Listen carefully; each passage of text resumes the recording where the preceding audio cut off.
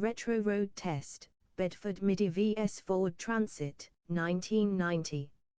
If you were around Britain's motorways, A roads, and dubious back alleys in 1990, chances are you were either being overtaken by, tailgated by, or trying not to be rammed off the road by a van. And not just any van.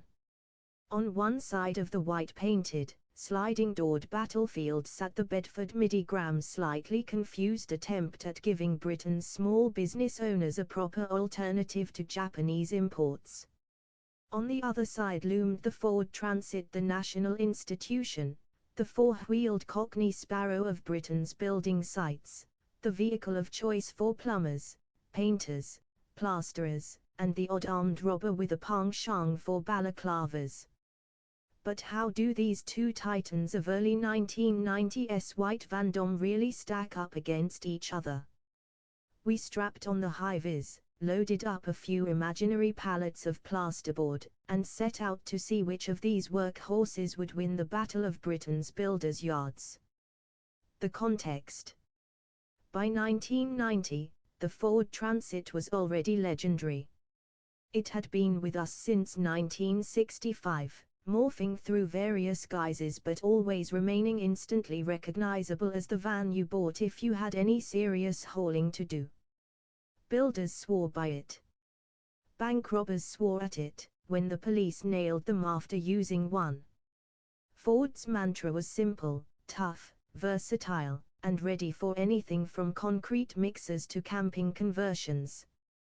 The Bedford Midi, however, was something else. Technically, it wasn't even that British.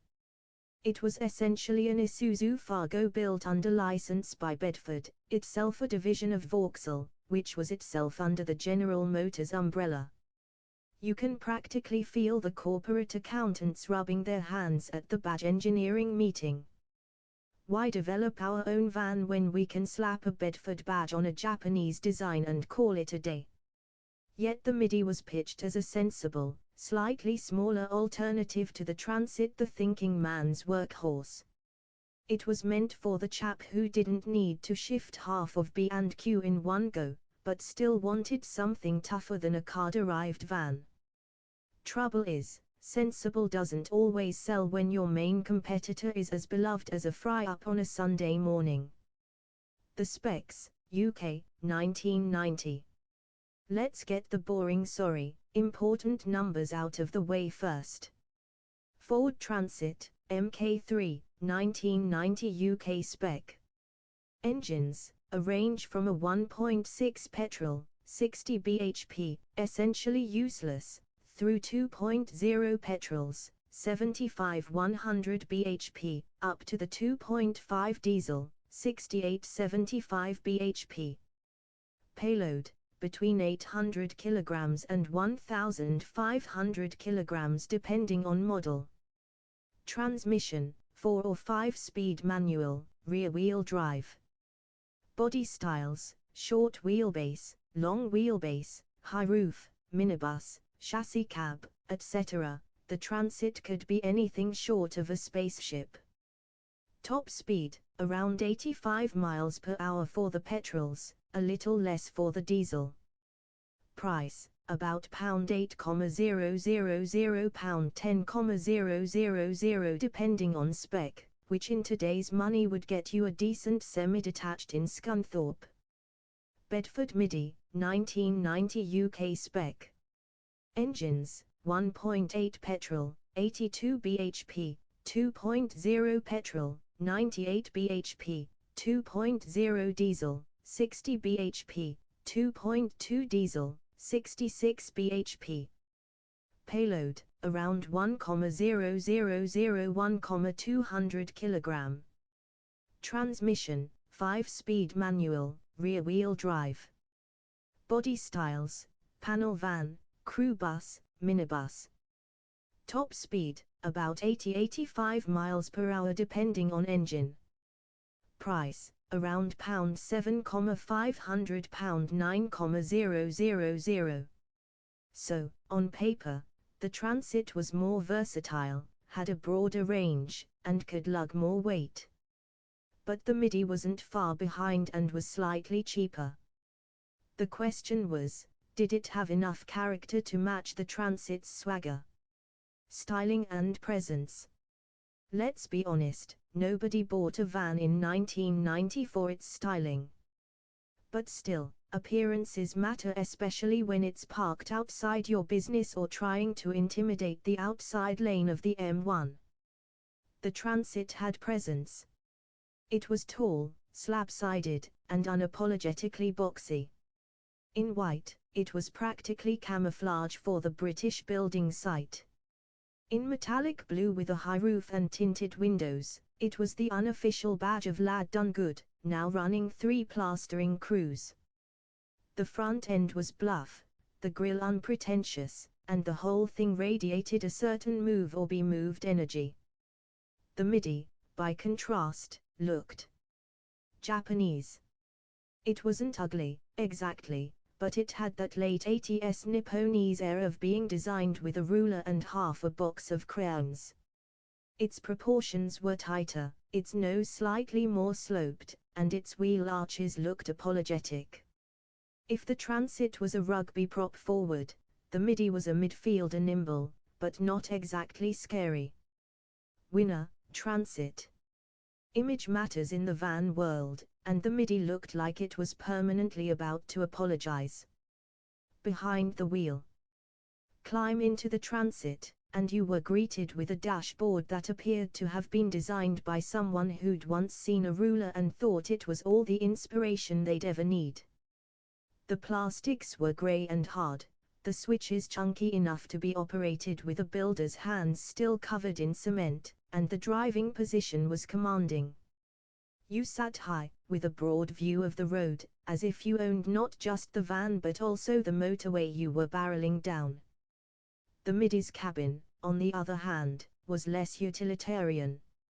It was a bit more car-like, with slightly softer plastics, smaller controls, and a driving position that made you feel like you were sitting on the van rather than in it. It was easier to drive around town, with lighter controls and better visibility. But on the motorway, you missed that Transit throne-like dominance. Noise was another matter. The Transit's diesel sounded like a cement mixer full of spanners at idle, but once you were up to cruising speed, it settled into a steady drone. The Midi's diesels were quieter at first but got wheezy when pushed. Push a Midi up a hill on the M62 with a full load and you'd find yourself wishing you'd stayed in bed. Winner, Transit for long hauls, Midi for city deliveries. Performance and handling. Neither of these vans was going to win Le Mans. But when it came to hauling kit across Britain, the Transit was the undisputed champ. With the 2.0 petrol or 2.5 diesel under the bonnet, the Transit had enough grunt to keep up with motorway traffic even when loaded. Sure, you wouldn't call it quick, but it had the muscle where it mattered. The rear-wheel drive layout gave it surprising balance, and while the body roll was enough to make passengers feel like they were on a ferry to Calais, it handled predictably. The Midi, meanwhile, felt sprightlier when unladen. Its smaller size and lighter weight meant it darted through city streets with more agility. But load it up with a ton of bricks and the sprightliness disappeared quicker than a sandwich at a builder's tea break. Hills became enemies, overtaking became a pipe dream, and the whole thing felt like it was constantly asking you if you were sure about this.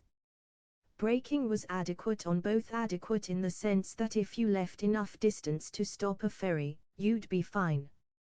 The Transit's brakes inspired a bit more confidence, though, with less fade under heavy use.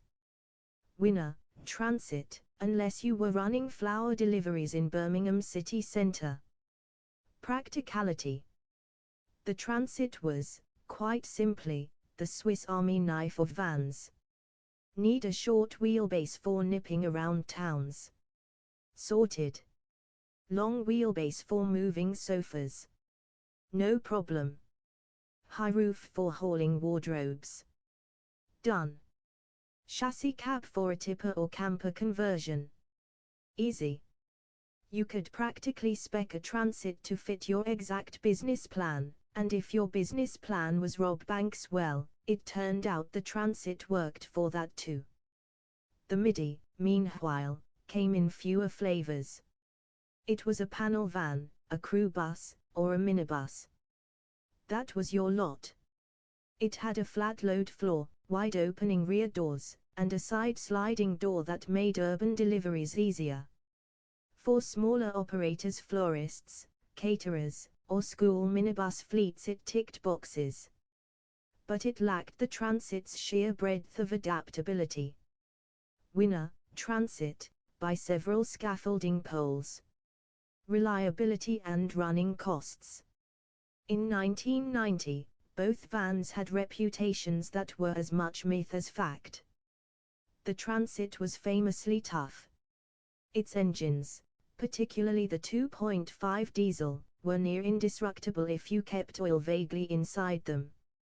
Mechanics knew them inside out, parts were cheap and everywhere, and even a bloke in a shed could keep one going. Fuel economy wasn't stellar, mid-20s miles per gallon at best, but nobody bought a Transit expecting miracles. The Midi, being based on an Isuzu design, actually had decent reliability. Its diesels were frugal, often managing high 20s miles per gallon, and some even claimed low 30s. But parts availability wasn't as good, and if something did go wrong, you might find yourself explaining to your local mechanic what a Midi even was. Depreciation also hit harder, as resale values never matched the Transit. Winner, Transit, for its tank-like ruggedness and easy parts supply. Image and culture. This is where the Transit really pulled ahead. By 1990, it wasn't just a van, it was a cultural icon. Builders loved it, small businesses depended on it, and criminals practically treated it as their company car. Say the words white van in Britain, and 9 times out of 10, people thought of a Transit. The Midi, by contrast, had no such cultural clout. It was the van you bought if you couldn't quite afford a Transit, or if your accountant insisted on saving a few quid. It was respectable, but never aspirational. Nobody ever dreamt of upgrading from a Midi to another Midi. The ambition was always, one day, I'll have a Transit. Winner, Transit, by the length of the M1. Verdict. So, after all this, where does that leave us? The Bedford Midi was, in many ways, a perfectly decent van. It was cheaper, slightly more economical, easier to drive in the city, and reliable enough for most small businesses. If you were a florist in Guildford or ran a sandwich round in Solihull, it probably made sense. But the Ford Transit was in a different league. More versatile, tougher, better to drive with a load, and dripping with cultural capital, it was the undisputed king of Britain's roads. In 1990, the Transit wasn't just the obvious choice, it was the only choice if you wanted to be taken seriously as a man, or woman, of vans. So yes, the Bedford Midi tried its best.